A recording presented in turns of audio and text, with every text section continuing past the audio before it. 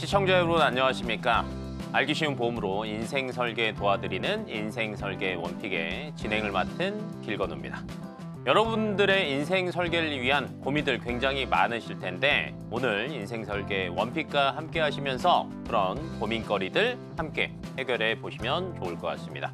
자, 인생 설계 원픽 생방송은요, 유튜브 설경제TV 검색 후에 아래 나오는 방법을 통해서 실시간 스트리밍으로 확인하실 수 있습니다.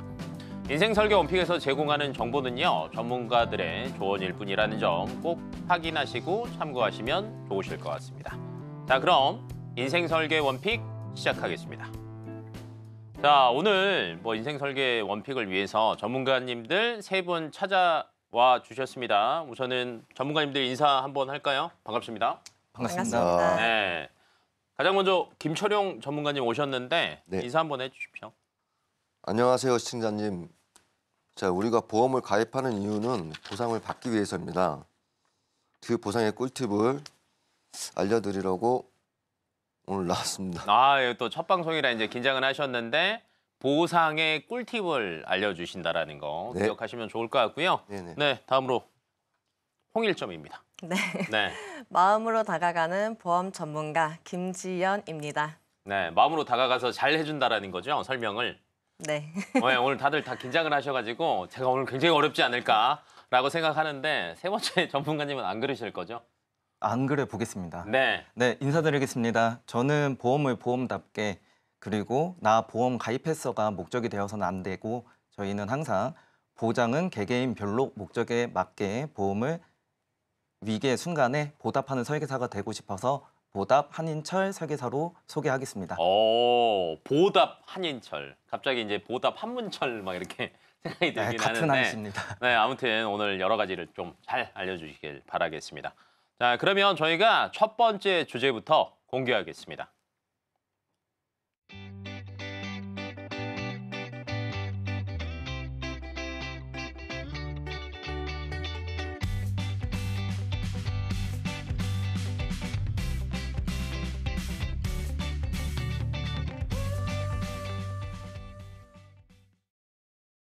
네, 첫 번째는 김철용 전문가님이 준비를 하셨는데 첫 번째 주제가 보장 분석이네요. 네네. 네, 보장 분석이 뭘까요? MC님, 우리가 보험을 가입하는 이유가 위급한 상황에 혜택을 보려고 가입하는데요. 네. MC님은 어떻게 보험은 잘 가입되어 있으신가요? 저는 나름대로 그래도 잘 가입돼 있다라고 생각이 드는데 네. 그렇게 또 물어보시니까 살짝 긴가민가 하네요. 네. 네. 맞습니다. 우리가 가입한 보험들이 어떤 혜택을 주는지 잘 모를 때가 많습니다. 나아가서 보험 가입은 했는데 보장이 잘 되는지 안 되는지 모를 때도 많이 있습니다. 아, 그러면 네네. 어떻게 해야 될까요? 저도 잘 몰라가지고 오늘 꿀팁들 그런 것들을 조금 많이 알려주시면 좋지 않을까. 예, 알겠습니다. 네. 그렇기 때문에 가지고 있는 보험을 오늘은 시청자님께서 전문가에게 분석을 의뢰하기 전에 시청자분들이 미리 알아두면 좋은 꿀팁에 대해서 알려드리겠습니다. 네, 그냥 긴장하셨으니까 제가 조금 정리를 하자면 네. 네, 긴장 안 하셔도 됩니다. 정리를 네. 하자면 어려운데 네. 네, 내가 오늘 꿀팁 알려줄 테니까 요대로만 한번 해봐라 이런 거죠? 네네. 제가 마음을 이해했습니까? 네. 네, 그래서 딱 이제 긴장 맞았습니다. 조금 내려두시고 예, 편하게 예. 하시면 좋을 것 같고 네네. 그러면 보시는 분들이 보면서 따라할 수 있을 만한 게 몇 개가 있을 거 아니에요? 예, 예. 네, 그중에 가장 첫 번째가 뭘까요? 첫 번째는 바로 네. 납입 기간의 설정이 중요합니다. 납입 기간을 네네. 설정하는 게 중요하다. 예, 예. 네, 어떻게 해야 될까요? 납입 기간. 납입 기간이요. 네, 예. 납입 기간이 이제 보험료를 내는 기간을 얘기를 하는 거잖아요. 예, 예. 네. 맞습니다. 현재 유지하고 있는 전체 보험이 몇 년 납인지 중요합니다. 기간 설정을 갱신으로 했는지 비갱신으로 했는지 따라서 많은 변화가 있기 때문에 자료를 보시면 네, 나왔습니다. 갱신과 비갱신 차이점이 나옵니다. 쉽게 말씀드리면 갱신은 5년마다 갱신할 것인지 10년마다 갱신할 것인지 결정해서 계속해서 갱신하면서 보험을 유지하는 형태를 이야기합니다. 네네네. 장점은 월납입 금액을 저렴하게 가입이 가능하지만 나중에 금액이 많이 올라서 해지하는 경우가 종종 있습니다. 그럼 결론은 이거네요. 납입 기간이 왜 중요하냐면 비갱신형은 정해진 기간 동안만 내고 네. 갱신형은 계속 내다 보니까 네네. 계속 내는 게 나중에 많이 올라서 부담스러울 수도 있다. 네네. 이거라는 거예요. 네, 맞습니다. 오케이. 그러면 이제 그거는 알겠어요. 근데 이제 일반적으로 보면은 그 갱신형은 초반에가 조금 저렴하고요. 네. 비갱신형은 전체 내는 보험료를 생각하면 조금 저렴하다라고 알고 있거든요. 예. 근데 이제 이것만 가지고 시청자분들이 선택하시는 게 조금 어려울 수 있습니다. 왜냐면 비갱신이 좋냐, 갱신이 좋냐 아직도 헷갈리실 거거든요. 예, 뭐가 예. 더 좋은 겁니까? 전문가님 생각하시기에는 뭐가 더 좋은 것 같아요? 네. 비갱신은 네. 20년 납입을 하고 90세나 100세로 보장을 받을 수가 있습니다. 네. 예, 장점은 20년간 납입을 하고 남은 여생을 보장을 받을 수가 있고요. 단점은 20년을 납입하는 동안 월 납입 금액이 어느 정도 발생하기 때문에 내가 20년간 잘 유지할 수 있는 금액을 정하는 것이 중요합니다. 그러면 상황에 따라서 이렇게 네네. 내가 납부할 수 있는 만큼을 기준을 정하고 그거에 맞는 걸 선택하면 된다. 예, 예. 이 말인 거죠. 네네. 근데 그래도 저는 아직까지는 헷갈리거든요. 네. 갱신형이 좋은지 비갱신형이 좋은지 어떻게 해야 됩니까? 그러네요. 헷갈릴 수도 있겠습니다. 네. 네, 말씀드리자면은 갱신이든 비갱신이든 간에 각각의 장단점이 있기 때문에 네. 저는 전략적으로 갱신과 비갱신을 섞어서 잘 조합을 하는 게 좋다고 생각합니다. 섞어라. 네네. 갱신과 비갱신을 잘 섞어서 조합을 해보자. 네. 어떻게 해요? 네. 그 그렇게 조금 예를 조금 들어주시면. 네, 예를 들어 사례를 들자면은 네. 제 집안에 암이 걸린 분이 있거나 네. 지인분 중에서 암이 걸리면 나도 걸릴 가능성이 있겠다는 생각이 들어서 가족력이 보통- 있으면 조금 고민할 수 있죠. 예. 네. 대부분 가족력이 있기도 하고요. 네네네. 예, 보통 암 진단금을 5천만 원을 가입한다고 했을 때 비갱신으로 20년 100세 만기를 가입을 하면 5, 60대 위험률이 높은 나이라서 금액이 클 수밖에 없는데요. 보험료가 비쌀 수밖에 없다. 네네. 네. 그 자료를 보시면은 네. 제 50대 남자가 암 진단금을 5천만 원을 가입했을 때 각각 보험사들의 비갱신 자료입니다. 저 아무래도 평균가가 10만 원, 많게는 16만 원까지 나오는데요. 이렇게 되면 납입 금액이 아무래도 부담이 될 겁니다. 이거 그러니까 잘 보이지는 않지만 네. 같은 암 진단비를 5천만 원으로 준비를 하더라도 네네. 비갱신형으로 할 때는 굉장히 비싸고 보험사별로도 가격 차이가 굉장히 크다. 네. 이 상태면은 사실 이제 조금 부담스러울 수밖에 없을 것 같긴 한데 네네. 갱신형은 그러면 많이 보험료가 저렴해요? 그렇기 때문에 현재 가지고 있는 보험금의 진단금이 얼마인지 정확히 체크를 해보시고 기존 걸 먼저 체크해 보고. 네네. 네. 20년 갱신으로 안 진단금을 5천만 원 추가적으로 가입하면 좋습니다. 뭐 이것도 예시가 있나요? 네, 예시가 있습니다. 자, 네. 이 자료를 한 번 더 보여드리겠습니다. 편하게 얘기하시죠. 네네. 이 자료는 20년 갱신으로 암 진단금 5천만 원을 가입했을 때 금액입니다. 네. 자, 5, 6만 원대로 나오는데요. 아까 보여드렸던 비갱신 때는 10에서 15만 원 금액인데 갱신으로 가입하면 5, 6만 원 부담이 덜할 수 있다고 볼 수 있습니다. 거의 3분의 1로 줄어들었네. 네네. 20년 납입 후에 갱신하는 시점에서 그때 보험을 해지할지 유지할지 정할 수도 있고요. 네네. 근데 이렇게 되면 현재 유지하고 있는 비갱신 보험은 메인이고 새롭게 가입하는 갱신 보험이 서브 보험으로 가입함으로써 납입 금액도 줄이고 가성비 있게 더 큰 진단금을 가져갈 수 있습니다. 네, 그러면 저희가 앞에서 납입 기간에 대해서 이제 얘기를 했고요. 네. 그다음에 저희가 추가적으로 또 알아둬야 될 게 있겠습니까? 네, 그 두 번째는 네. 뇌와 심장보험입니다. 뇌와 심장. 네네. 근데 원래 뇌랑 심장보다 암이 더 중요한 거 아닙니까? 암 같은 경우는 아까 비갱신이나 네. 갱신 부분에서 말씀드렸듯이 한번 얘기를 해주셨으니까. 준비함을 보여드렸기 때문에 이 뇌와 심장은 이 혈관 질환이기 때문에 네. 암보다는 그 두 개를 합치면 사망률이 더 높습니다. 맞아요. 그건 그래서- 그렇다고 하더라고요. 네네. 암이 사망순위 1등이고 2등이 심장이죠. 네. 3등이 뇌고. 네네. 근데 2등, 3등을 합치면 암보다 사망률이 훨씬 더 높다. 네, 그렇습니다. 그건 맞는 것 같아요. 네네. 그래서 뇌와 심장에 대해서 뭐 체크해야 될 게 있다. 네. 어떤 걸 그렇습니다. 먼저 체크해 볼까요? 네, 이제 우리나라에서 혈압약을 드시거나 고지혈증 약을 드시는 분들이 많아지고 있는데요.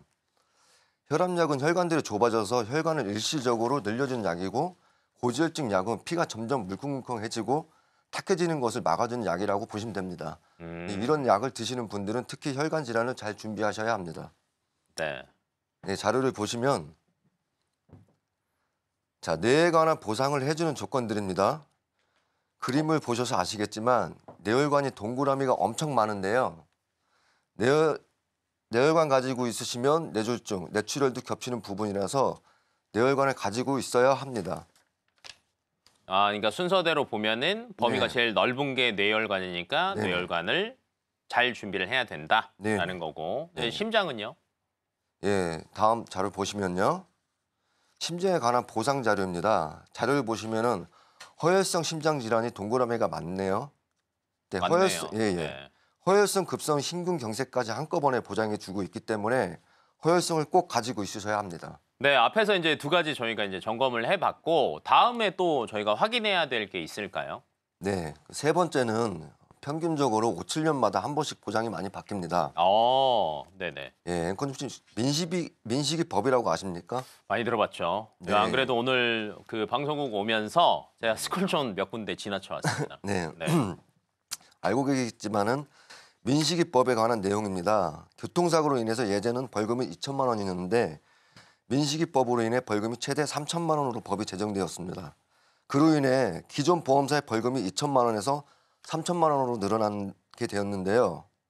이런 정보를 모르고 있다가 스쿨존에서 사고가 나면 정말 큰일이 일어나고 아이가 다쳐서 입원하는 등 동안 합의가 되지 않으면 재판을 받는 경우도 다반사입니다. 정말 억울한 경우가 생깁니다.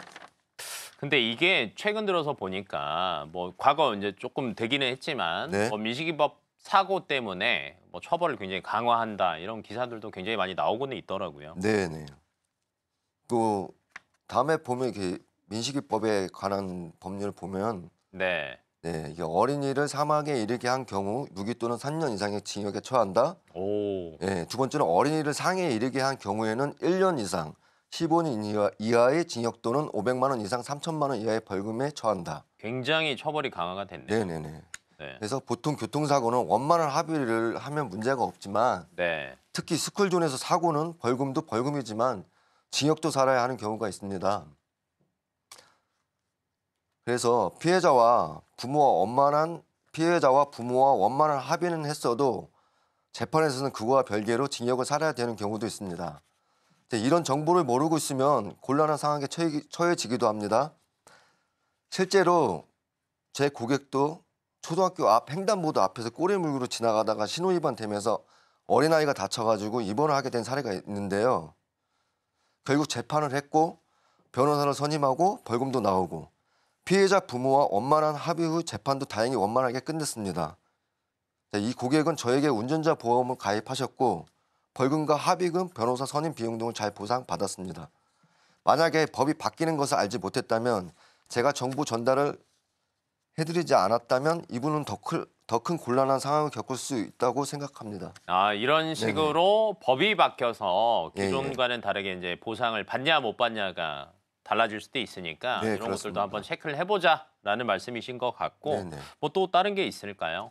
앵커님 혹시 중입자 치료라고 들어보신 적 있으신가요? 뉴스는 봅니다. 네, 예, 요새 예. 뭐 많이 나오더라고요. 네. 뭐 꿈의 치료, 뭐 중입자 치료 이거 얘기하시는 예, 거죠? 예, 맞습니다. 네. 예전에는 암을 치료하기 위해서는 항암 치료를 많이 했는데 요즘에는 항암 치료를 하지 않고 중입자 치료를 많이 하고 있거든요. 네네. 이거 하면 뭐 치료 효과도 굉장히 좋고 그다음에 예, 예. 최근에는 중입자 치료를 할 수 있는 병원들도 굉장히 많이 늘어나고 있다라고 얘기 네네. 듣긴 했습니다. 예, 간단히 설명하면 이 사람이 중입자 가속에 들어가서 몸속의 암세포만 제거하는 그런 의료 행위이거든요. 네. 예, 보험사는 의료 기술이 발달함에 따라서 거기에 말 맞춰서 발을 맞추어 가지고 보험 상품을 만들고 있습니다, 지금은요. 네네. 그래서 주기적으로 보험도 한번 점검을 해보시는 게 좋다라는 네, 거고. 그렇습니다. 근데 저희가 이제 정리를 한번 해보자면 크게는 보험 납입하는 게 굉장히 중요한데 갱신과 비갱신 적절하게 섞어서 준비하는 게 좋다라고 말씀을 네. 드렸었고 두 번째로는 저희가 뇌혈관 질환과 심혈관 질환에 대한 범위를 말씀을 드렸어요. 그래서 네. 범위가 넓어야지 보상을 잘 받을 수 있다. 그러니까 내가 갖고 있는 보험을 잘 점검을 해봐라라고 말씀을 해주셨고 마지막으로는 아까 민식이법을 또 중입자 치료를 예시를 들어주셨는데 네. 주기적으로 법령이 바뀌거나 새로운 것들이 나올 때가 있으니까 이런 것들을 위해서 보험 점검을 미리미리 한번 해보자. 네. 정리 잘했습니까? 네, 감사합니다. 네. 추가적으로 혹시 더 얘기하고 싶은 거 있으실까요? 더 말씀드리고 싶은 거는 네. 오늘은 제가 보험을 점검받기 전에 알고 있으면 좋은 점에 대해서 말씀을 드렸습니다. 네. 정리하자면은 제가 가지고 있는 보험이 갱신으로 너무 쏠려 있는 것은 아닌지 파악을 잘 하셔야 됩니다.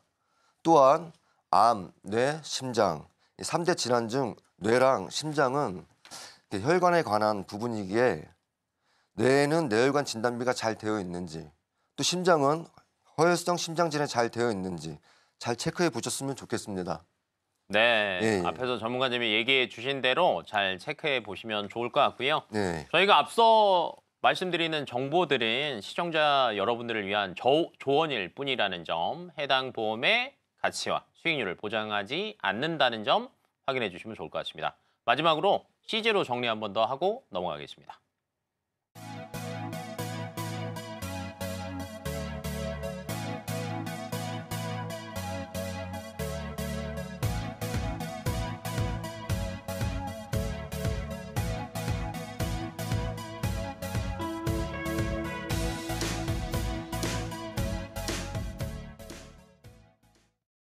네, 두 번째 주제를 이제 저희가 앞두고 있는데 두 번째 주제가 뭔지 저 개인적으로도 굉장히 궁금하네요. 두 번째 주제 화면으로 먼저 만나보겠습니다.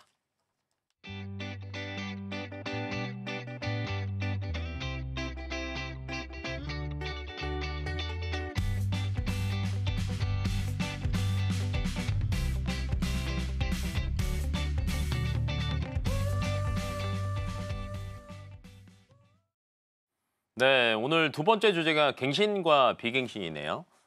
네. 네, 앞에서 이제 설명은 했지만 네. 더 중요하니까 내가 조금 더 자세하게 얘기해 보겠다. 네. 네, 긴장하신 거 아니죠? 네, 조금 했습니다. 네, 그냥 편하게 네. 전문가님이시니까 네. 내가 알고 있는 거를 조금 잘 알려주겠다라고 생각하시고 편하게 얘기하시면 좋을 것 같고요. 갱신, 비갱신 가지고 오신 이유가 있습니까? 네, 원래 보험은 보장하는 기간까지 예를 들어 100세가 만기라면 100세까지 보험료를 내야 하는 게 맞는데 납입 기간을 20년 혹은 30년으로 땡겨서 보험료를 내는 게 비갱신형 보험이고요. 변동되는 금액에 맞춰 만기 때까지 보험료를 납입하는 보험이 갱신형 보험입니다. 편하게 갱신과 비갱신으로 부르겠습니다. 갱신보다는 비갱신의 보험료가 아무래도 짧은 시간 안에 내야 하다 보니 상대적으로 높게 측정이 됩니다. 앵커님은 갱신과 비갱신 중에서 어느 쪽을 더 선호하시나요? 저는 비갱신파입니다. 네. 네, 맨날 오르면 열받을 것 같아가지고. 네, 지금 앵커님의 답변처럼 갱신과 비갱신의 차이를 잘 아시고 명확하게 선호하시는 분이 있는 반면 생각보다 갱신과 비갱신의 차이를 잘 모르시기도 하고 심지어는 내가 가입한 보험이 갱신형 보험인지 비갱신형 보험인지 모르시는 분들이 참 많더라고요. 저도 예전에는 보험이 필요하다 해서 가입은 했었지만 이게 갱신형 보험인지 비갱신형 보험인지 생각조차 해본 적이 없고요. 그냥 보험이 있다 정도로만 생각을 해왔던 것 같아요. 많은 분들 역시 그럴 거라고 생각을 하는데요. 모든 일이 다 그렇듯 보험도 내가 가입한 것 정도는 알고 있어야 나중에 보장을 제대로 받으실 수 있습니다. 제가 전문가로서 활동을 해보니 무조건적으로 비갱신으로만 선호하기보다는 상황과 조건에 따라 갱신형의 보험도 잘 활용을 하면 좋은 보험이 될 수 있겠다 생각이 들었습니다. 근데 마지막에 그 무조건적으로 이제 저처럼 이제 비갱신형만 선호하는 것보다는 적절하게 뭐 갱신형도 괜찮다라는 얘기를 해주셨는데 사실 이게 갱신형과 비갱신의 장단점이 명확하잖아요. 근데 네. 이게 이제 조금 아직까지도 헷갈려 하시는 분들이 굉장히 많으실 것 같은데 뭐부터 해볼까요? 네, 비갱신형? 장점 먼저 네. 해볼까요? 비갱신의 네. 장점부터 알려드리겠습니다. 앵커님이 생각하시는 비갱신의 장점은 네. 뭐라고 생각하세요? 저는 비갱신파니까. 근데 이제 제가 비갱신을 선택한 가장 큰 이유가 보험료가 안 오르니까. 네, 맞습니다. 아주 정확하게 말씀해 주셨어요. 첫 번째로는 일정 기간 보험료를 납입을 하시면서 80세부터 100세까지 내가 설정한 만기 나이까지 안정적으로 보장을 받을 수 있다는 점이 가장 큰 장점입니다. 두 번째로는 가입하실 당시에 책정된 보험료로 납입 기간 동안만 쭉 납입을 하면 되기 때문에 보험료가 변동되지 않는 것 또한 장점으로 볼 수가 있고요. 마지막으로 혹시나 보험료를 납입하시다가 납입 면제를 받게 되는 상황이 오게 되면 갱신은 대부분 갱신이 되기 전까지 납입 면제가 되고 갱신이 된 시점부터는 또 보험료를 납부를 하셔야 하는데요. 비갱신은 납입 기간이 끝나면 갱신이 따로 되지 않기 때문에 납입 면제를 받게 되면 만기까지 보험료를 내지 않고 보장만 받으면 된다는 장점이 있습니다. 근데 이게 세 번째가 조금 궁금한 것 같아요. 납입 네. 면제가 되면은 뭐 보험료를 갱신과 비갱신형은 낼 수도 있고 안 낼 수도 있다. 뭐 이렇게 얘기를 해주셨는데 납입 면제가 정확히 뭡니까? 네, 납입 면제란 보험회사에서 정한 특정 질병의 진단을 받았을 때 보험회사가 내가 대신 내줄게 라는 것을 얘기합니다. 내가 대신 내줄게. 네, 좋네. 제 것도 좀 대신 내주면 좋겠네요. 그러면 이제 장점 얘기했으니까 당연히 단점도 있을 거 아닙니까? 네.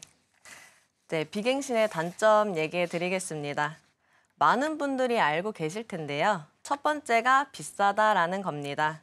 건강보험은 진단비, 수술비, 치료비 등 많은 담보를 포함하고 있는데 이 담보들마다 손해율이라는 것이 다르기 때문에 보험료에서 차이가 나게 됩니다. 여기서 손해율이란 걸리기 쉬운 질병은 보상이 나갈 확률이 크기 때문에 보험료가 높게 책정이 되는 거고요. 반대로 걸리기 쉽지 않은 질병들은 보상이 나갈 확률이 낮기 때문에 보험료가 낮게 책정이 되는 것을 의미합니다. 암으로 예를 들어볼까요? 암은 3명 중에 1명이 걸린다고 할 정도로 주위에 보면 흔하게 보이는 질병이거든요.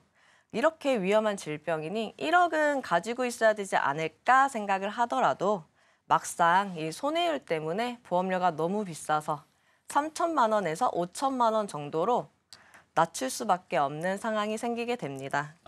그리고 또 다른 단점 중에 하나가 여기 보니까 뭐 리모델링? 네, 이게 조금 하기 어렵다? 뭐 이렇게 얘기가 나와 있는데 이건 뭡니까? 네, 요즘 의료기술이 발달을 하면서 예전에는 뒤늦게 발견하던 병들도 요즘엔 건강검진을 통해 초반에 발견되는 경우가 많고요. 치료 또한 예전에는 없었던 수술이나 치료 기법들이 다양하게 나오면서 빠르게 완치가 되는 경우가 점점 많아지고 있는 추세인데요. 보험회사도 그에 맞게 보장이 더 넓어지고 새로운 담보들이 계속해서 나오고 있습니다. 이렇듯 오래된 기존의 것들을 최신 것으로 바꿔주는 것을 리모델링이라고 합니다. 그래서 최신 걸로 바꾼다. 네. 네. 근데 리모델링 하기가 어려운 이유를 한 가지 예로 들자면 예전에는 협심증이 진단비로 보상이 안 됐었는데 지금은 협심증까지 보상이 가능하거든요. 그럼에도 불구하고 리모델링 하기 어려운 이유는 내가 기존에 냈던 보험료가 너무 비싸거나 혹은 그동안 낸 게 아까워서 못 하시는 경우도 있습니다.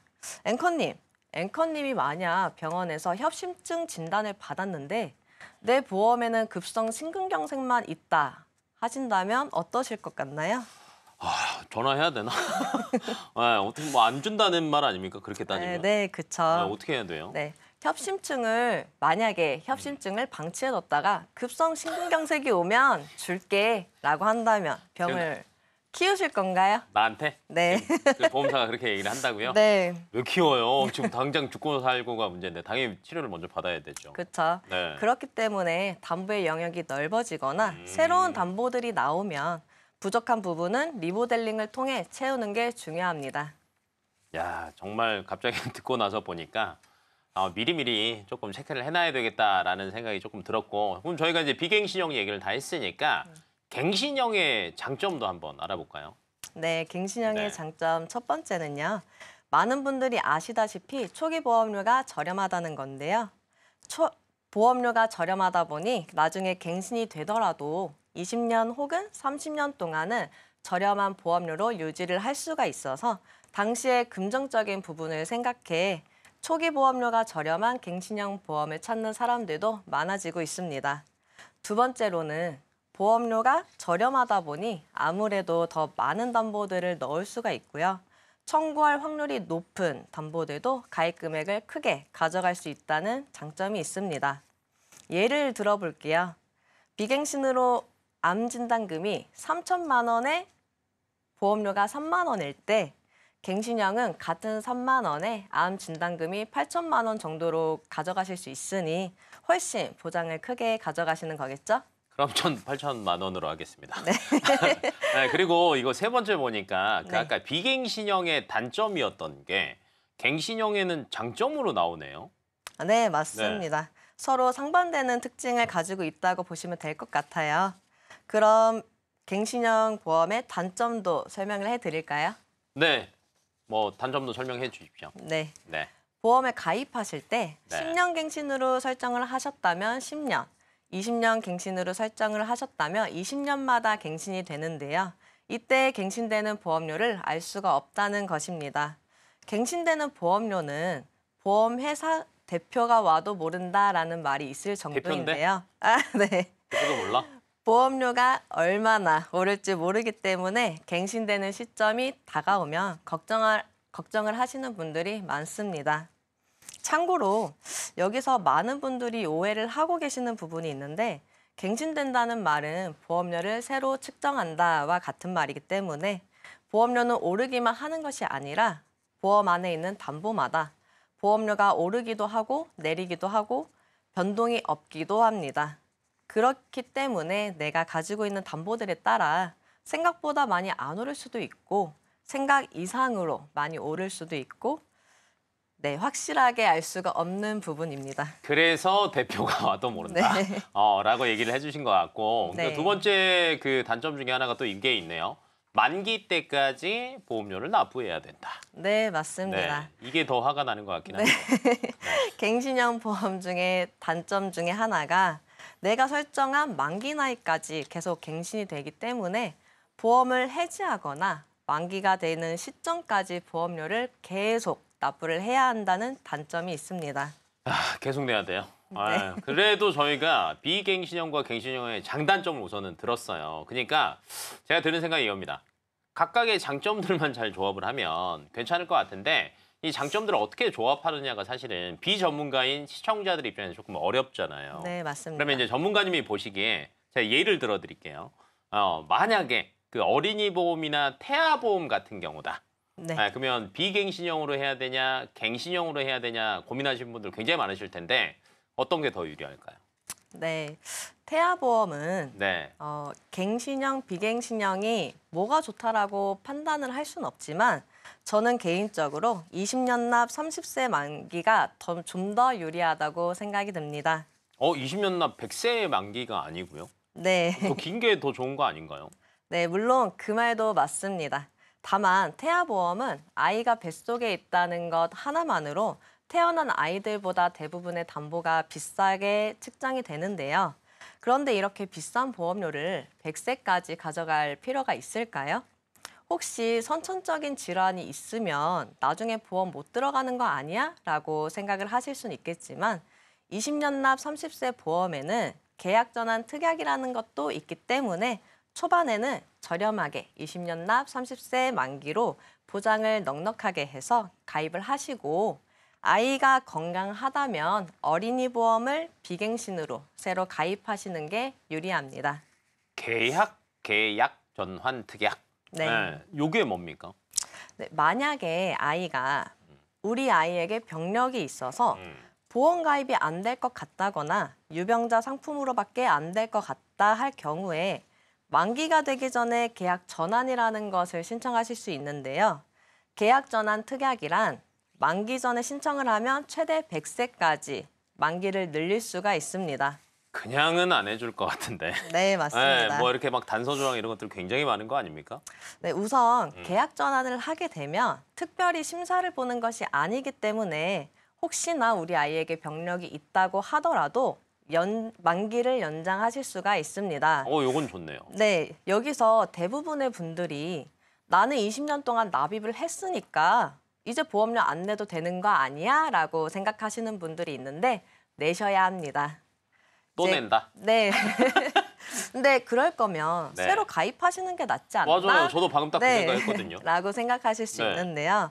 가입 당시에 보험료로 책정이 되기 때문에 더 유리할 수 있습니다. 예를 들어서 네. 이게 조금 헷갈려요. 아, 가입 네. 당시라고 얘기하니까. 예를 들어 2015년에 가입을 하셨다면 이제 30세 만기가 되잖아요. 네. 2045년이네요. 네. 30세 그때 2045년에 보험료 책정이 되는 게 아니라 이제 15년에 그때 당시 30세 나이로 책정이 됩니다.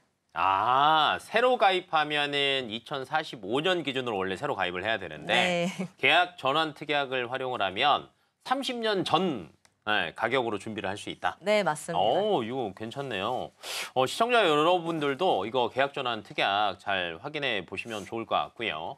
두 번째로는 그래 뭐 태아보험, 어린이보험 준비 끝났어요. 그럼 성년이 됐다라고 칩시다. 근데 이제 저도 이제 성년이잖아요. 네. 40, 50대가 의외로 보험 준비할 때 고민거리가 굉장히 많습니다. 뭘 해야 되는지 조금 헷갈리기도 하고 네. 40, 50대는 어떻게 준비하는 게 좋을까요?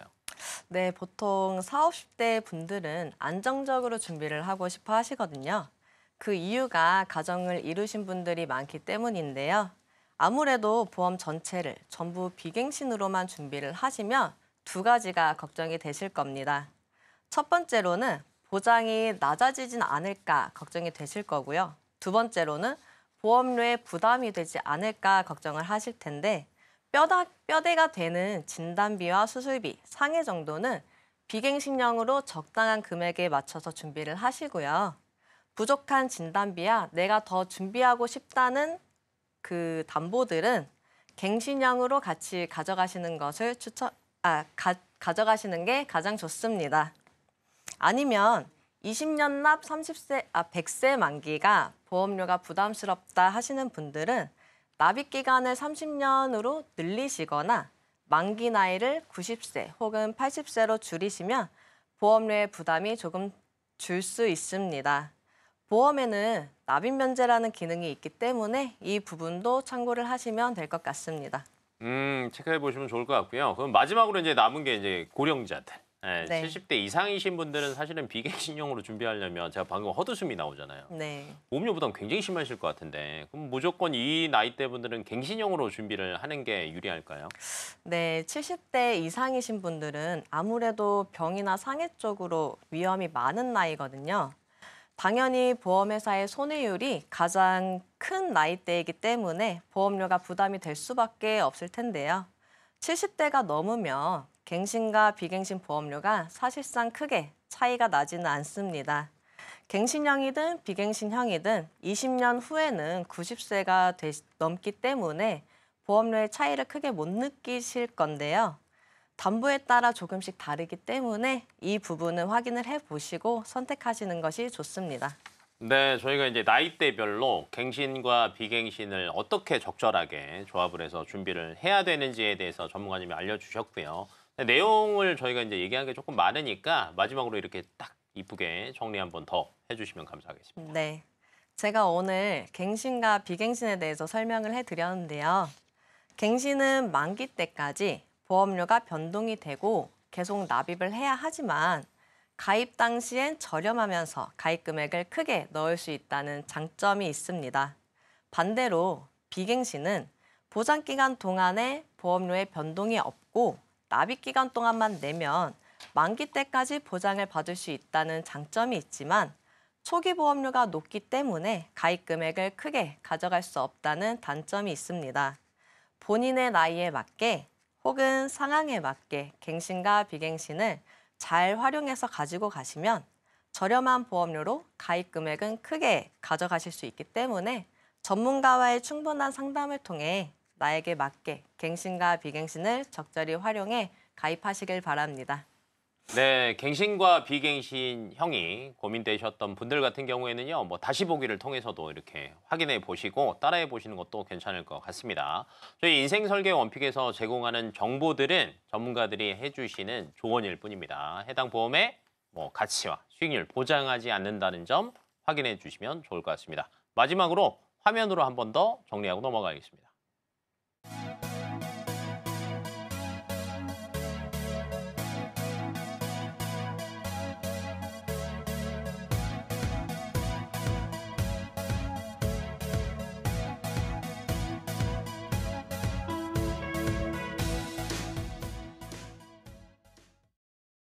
네, 저희가 이제 두 번째 주제까지 봤고요. 오래 기다리셨습니다. 이제 드디어 이제 세 번째 주제 하나 남겨놓고 있는데요. 먼저 화면으로 만나보시겠습니다.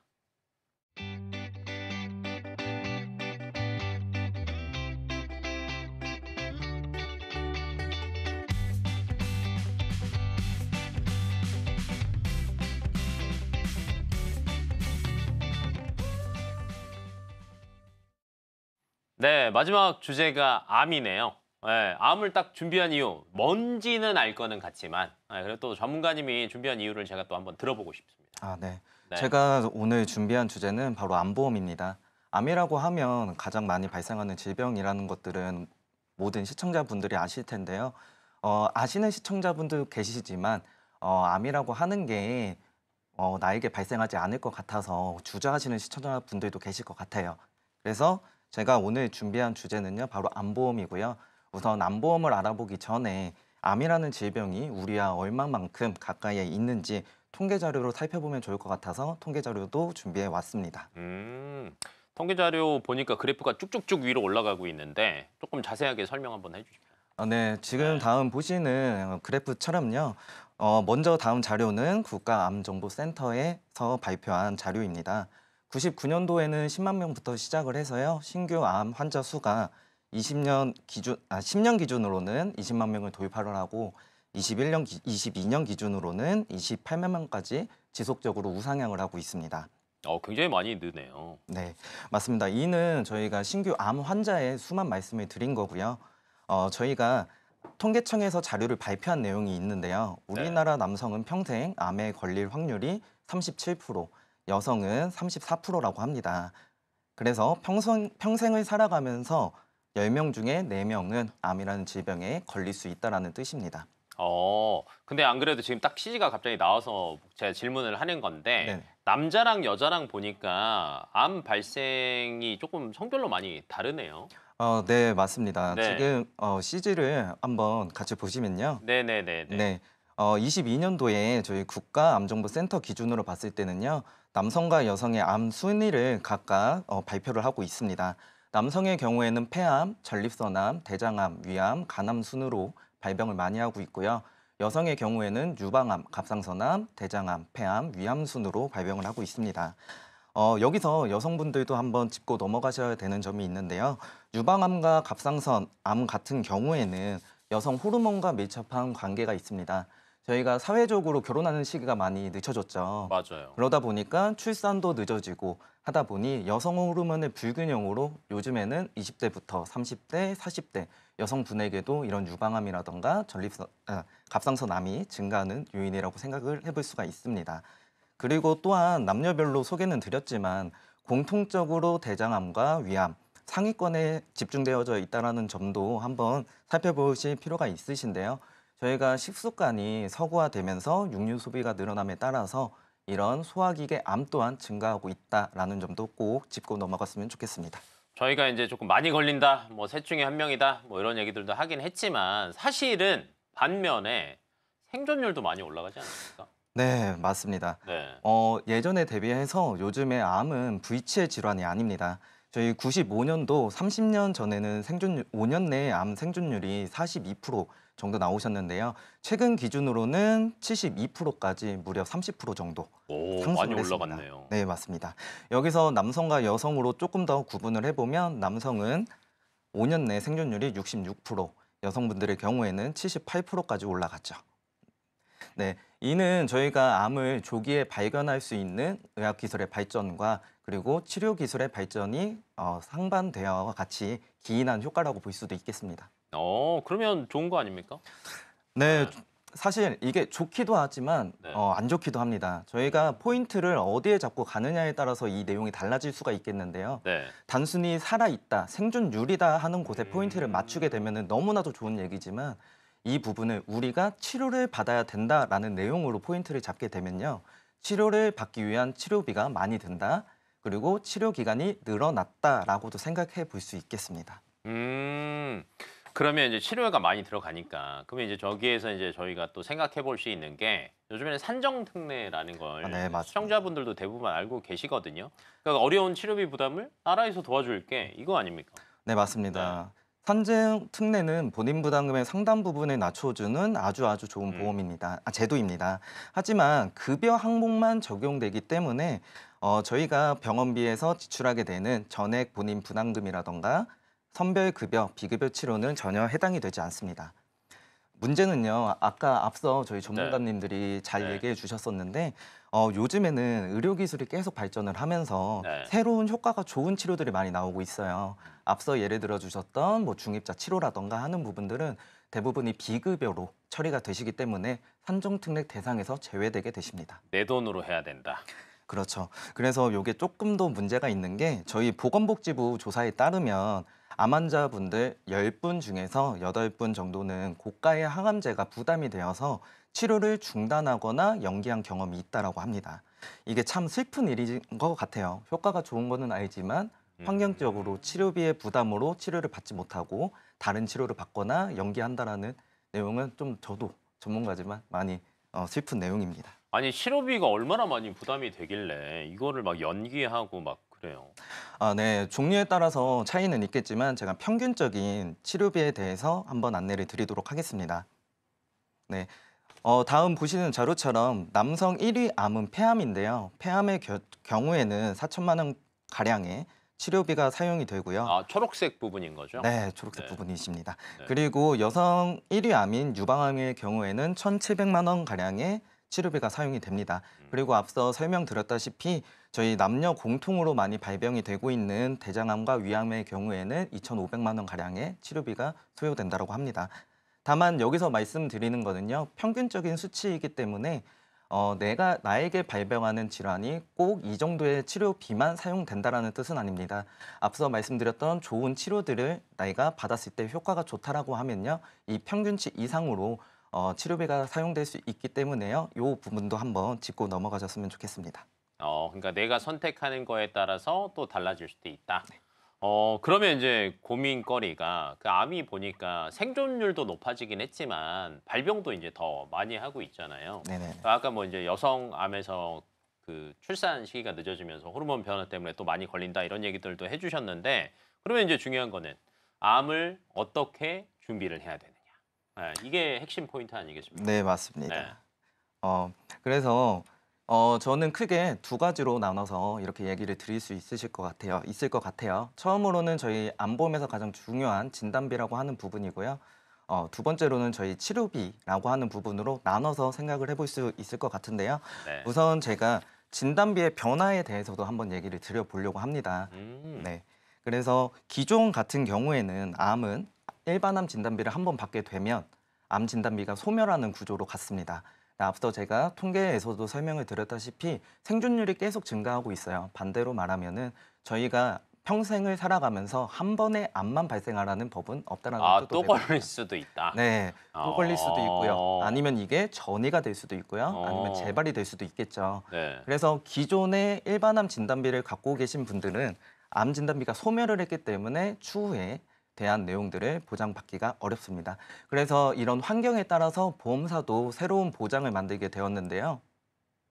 네, 바로 통합암 진단비라고 하는 내용입니다. 네. 다음 자료를 보시면요. 통합암 진단비라고 하는 거는 무엇이냐면요. 암에 발생하는 부위를 회사별로 세분화하여서 각각 1회 지급하면 소멸하는 형태로 만들어 놓은 진단비라고 생각해 주시면 됩니다. 그래서 방금 말씀드렸다시피 저희가 암 진단비가 한 번 받고 소멸하는 형태가 아니라 한 번 받은 부위의 암이 소멸을 하고요. 받지 않은 부위는 남아있게 되는 경우를 말씀을 드리죠. 여기 보니까 전이암도 또 있네요. 네, 맞습니다. 네. 전이암은 저희 암 환자 분들 중에 50% 정도는 겪는다고 할 만큼 상당히 많은 부위인데요. 맞네요. 네, 엄청나게 많으십니다. 네. 제가 앞서 보여드리는 자료에도 그래서 유의사항으로 제가 두 가지만 포인트만 짚고 먼저 네. 말씀을 드리겠습니다.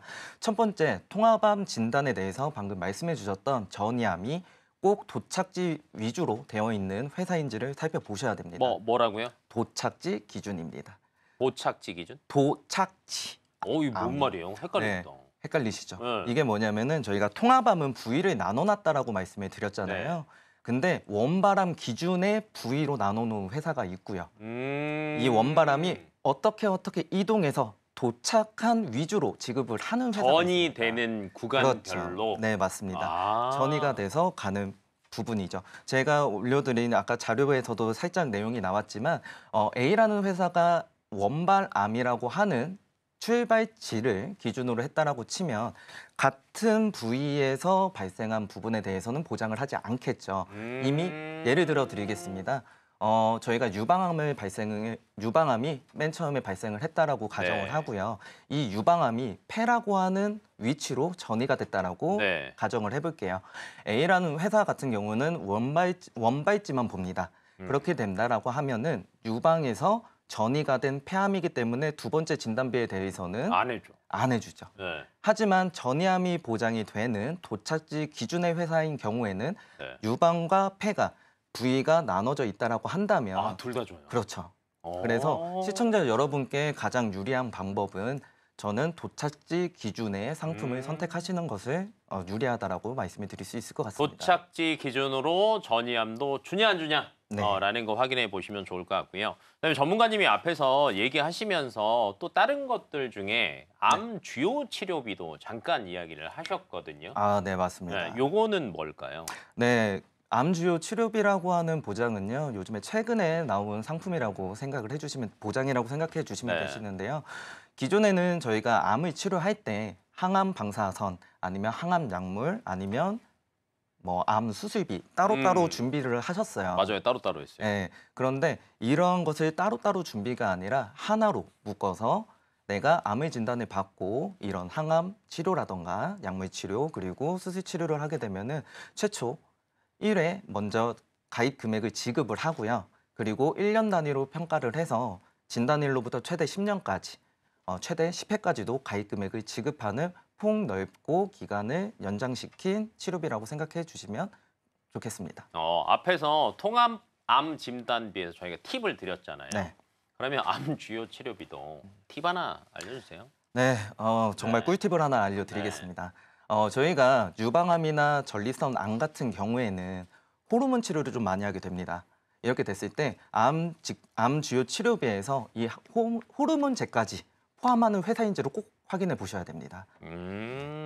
자, 이런 것들도 확인해 보시면 좋을 것 같고, 사실 이제 저희가 그 암에 대해서 뭐 이제 여러 가지들을 말씀을 많이 드렸어요. 많이 걸린다 이런 네. 얘기도 드렸고, 그다음에 이제 반대로 이제 생존율이 올라가면서 뭐 금액적인 부분들도 많이 늘었는데, 그거를 통합암 진단비랑 그다음에 암 주요 치료 진단비라고 해야 되나요? 네, 암 주요 치료비. 네, 뭐 이런 것들로 준비하면 좋다라는 말씀 해주셨는데, 마지막으로 암 보험을 준비하는 데 있어서 이런 것들은 조금 잘 체크해 보시면 좋습니다. 뭐 이렇게 정리 한번 해주시면 좋을 것 같아요. 보장은 큰 게 다다익선이라고 해서 좋겠지만요.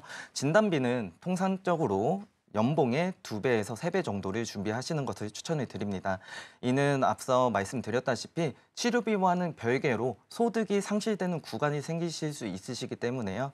저희가 이 상실되는 소득을 보완하고 부대 비용으로 활용하기 위해서는 진단비는 연봉의 2배에서 3배를 추천을 드립니다.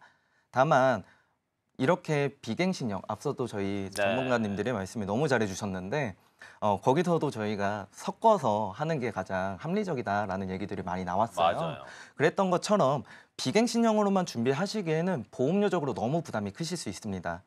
그래서 저희 통합암 진단비라고 하는 부분, 좋게 나왔던 이 부분을 3천만 원 정도 비갱신형으로 준비를 해주시고요. 부족한 부분은 암 진단비로 위로 갱신형으로 올려주시는 것을 추천드릴 수 있겠습니다. 네, 이런 내용들 암보험 준비하실 때 확인해 보시면 좋을 것 같고요. 마지막으로 저희가 제공해드린 정보 같은 경우에는 뭐 전문가의 조언일 뿐이라는 점 체크해 보시면 좋을 것 같습니다. 마지막으로 정리하면 한 번 더 보고 가시겠습니다.